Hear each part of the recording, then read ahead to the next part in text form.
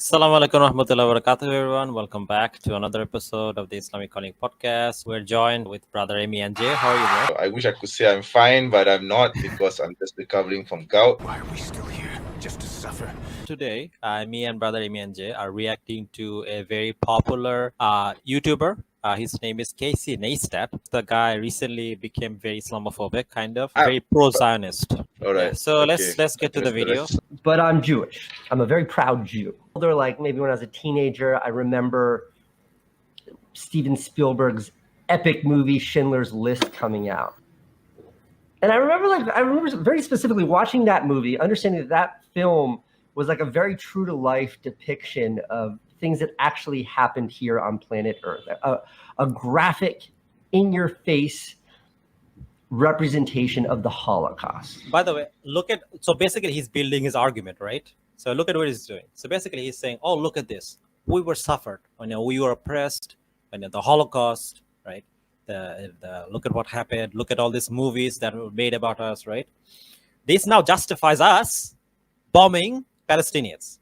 That's where it's gonna go, right? Because that's where he's building up all this, kind of like his argument. Like now, of course, no one denies that Jewish people historically have suffered a lot. Christians have suffered a lot. Muslims have suffered a lot. But like that's not a justification. Like just because you suffer, that doesn't give justification for being racist, being oppressive, killing Muslims. Like that's not a justification. And I remember watching that movie and thinking, like, why didn't the Jews just stop being Jewish so they wouldn't get shot? I didn't understand then that to be a Jew, that's your ethnicity. And to hate someone because they're Jewish is not to hate a people based on their actions, or their politics, or who they choose as their God, but it's to hate them because of who they are. That is not exactly true. I know that people think that anti-Semitism is simply because of the race, but that's not true. Because like a lot of, now don't get me wrong, it's still wrong, but a lot of different things are mixed up in this. For example, even in Germany, there are history there that happened with the Jewish people, with the other races that I'm not going to mention here, of course, because I don't want to make it seem like I'm sympathizing with the N word. But the point is that history is complicated. And oftentimes, if you look at history, Jewish people were not always the victims. They sometimes committed atrocities. Like, for example, I just made a video, like 2 videos, where I showed that, yes, they were victims sometimes, but they also committed atrocities. For example, when it comes to the Roman Empire, Jewish when the when the Judea existed, they actually some of the Roman historians actually documents how some Jewish when during the Jewish revolt against the Roman Empire, they would go into villages and completely wipe out entire villages. So they committed atrocities. So it's not true that Jewish people were always these kind of like victims. They also committed atrocities. The point is that they're human beings. So instead of framing this narrative in a way where like, oh, they were just victims, they were always victims, so we have the right to preserve our land and whatnot, it's not necessarily true, because you guys are not special in that way. Every race have suffered. Black people have suffered. White people have suffered. Yes. I mean, there are committed genocide that are being committed against Muslims, different ethnicities, right? Whether it's Chinese Muslim or like or like Indian Muslims. So it doesn't give you like special privilege in any way, shape, or form. I feel like this needs to be debunked right away, because this is something he builds up as he goes on to make his arguments. Bro, you want to add something to that? Nothing much to it. I mean, you pretty much made it clear. I think. I mean, it's not about. I think it's not a matter of whether who suffers what and who suffers more than the other. It's all about being fair and just. I mean, just because you suffered more than others, it means that you are entitled to certain things. No, I don't think so. To hate a people just because of who they are still doesn't make any sense to me. I don't get it. And look, the situation in the Middle East is complicated. And to call it complicated is a wild oversimplification. It's a conflict that's thousands of years old. It's a conflict you can read about in the Bible. No. It's not thousands of years old. What are you talking about, man? It's not thousands. It started in 1948. Okay. Yeah. It's not that old. It's about 75 years old. Okay. Yeah. Right. I mean, like, And that's another thing, like the kind of like Zionist apologists do, which is that they're trying to make a very simple matter complicated. Like the point is, it's simple. Like, do you like support children being killed No, or not? actually the issue is Or this innocent simple. people being Okay. killed Yeah. or not? Yeah. Do you like your country? Do you want a country that only prefers one race of people over other race of people or not? That's it. Like it's just simple points. You know? Yeah. So Also, like, So also I would like to add, it's basically the issue is really that simple. You own a house. Someone comes into your house. He sleeps in the bedroom. The next day he claims half your house as his, and he wants you to give him half of your house to him. You say no. You fight over the house. He kicks you out of the house. The what if owner he wants eats the house hummus, back. bro?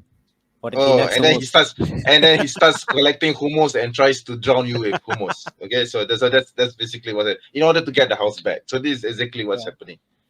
The First World War, the Balfour Declaration, the Second World War, 1948, 1967, 1973, 1982, and on and on.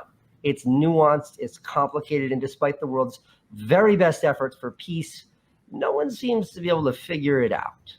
I certainly don't understand it. It is too complicated for me. What's not? I mean, if it's too complicated, then why are you talking about it? No.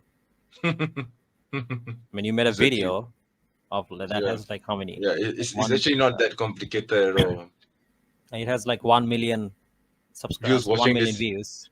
1 million views watching this dumb video. Oh my god. Yeah. Complicated though is what happened last Saturday when members of Hamas set out on a mission with a singular goal to kill as many Jews as possible. Again, that's false. Oh my god, that's just out of his mind. I mean, like, okay, you know what? Let's do like. I mean, let's type Palestinians killed. Go to tools. Sorry, but you can do this with any like arguments that you have. Like anybody, just go to custom range. Start from January. Yeah, January from January 1st to right before October. Okay. September. October 1st. September 30th. 31st. Yeah. Go. Yeah. West Bank spike in Israeli killings of Palestinian children. There you go. So who's actually killing whom, right? This happened before Hamas did anything. Yeah. Right. Exactly. Yeah. West Bank spike in Israeli killings of Palestinian children. They're not just killing people; they're killing children, like people under the age of 15. The Israeli military and border police forces are killing Palestinian children with virtually no resources and accountability.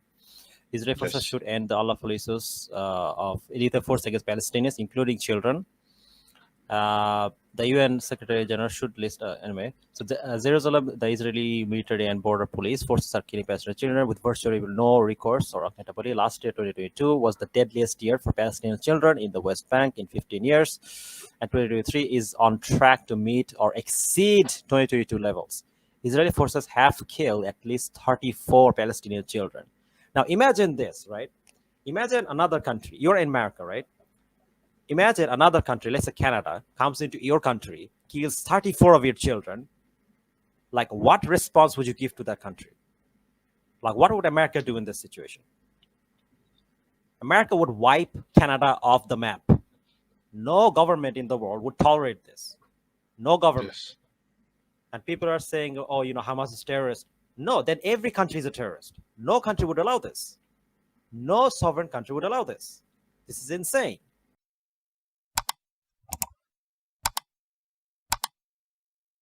And this is just one incident. I mean, if you look at all the singular incident, these numbers are way higher than this. He says he loves hummus. Oh, he does, huh? I love hummus too. I'm a hummus appetizer. Yeah. Oh, no. Now IDF is going to report this chat. Hummus appetizer. Even though hummus is trying to keep them in, and I think the war is proceeding well, we're going to continue until we eradicate hummus appetizer. Yeah. This is another one. Yeah, this happened in July. 9 Palestinians killed as Israel attacks Jenin refugee camp. They literally attacked a refugee camp. By the way, no rockets were fired by Hamas.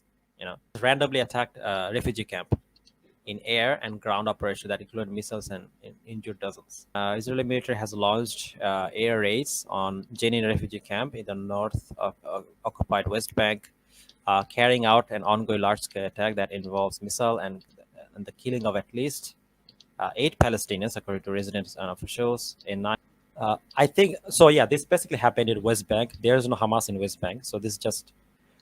So yeah, like I said, like what do you do in this situation if you're in this place of Hamas, right? Like what do you do? Like what's the correct response? And this is the question you guys need to ask if anyone tries to debate with you on this. Ask them the question: if you're in the position of Hamas, like what response would you give? I'm not even including all the blockades that they have. They're literally starving people there. Let's ignore those. Let's say you're on a country, any country. What response would you give? No country would stand for this. There we go. 172 Palestinians killed by Israel forces in 2023. 2022 saw the highest fatalities in West Bank 2005. So yeah, like again, like what is the correct response here? By the way, this is not even the reason why Hummus attacked them. Another reason is that they basically lock up anyone. Like there are like thousands of children that are locked up in prison right now. So yeah, like sorry, bro. So yeah, like this is a complete lie when people tell you that, oh, they're just terrorists that attack for no reason. No, they're dying, they're being killed on a daily basis. Exactly. And any government in the place of Hummus, in the place of Hummus. I'm trying to not say the word because they might attack the stream. But the point is that any country with the right mind would not stand for this. They would go on the offensive.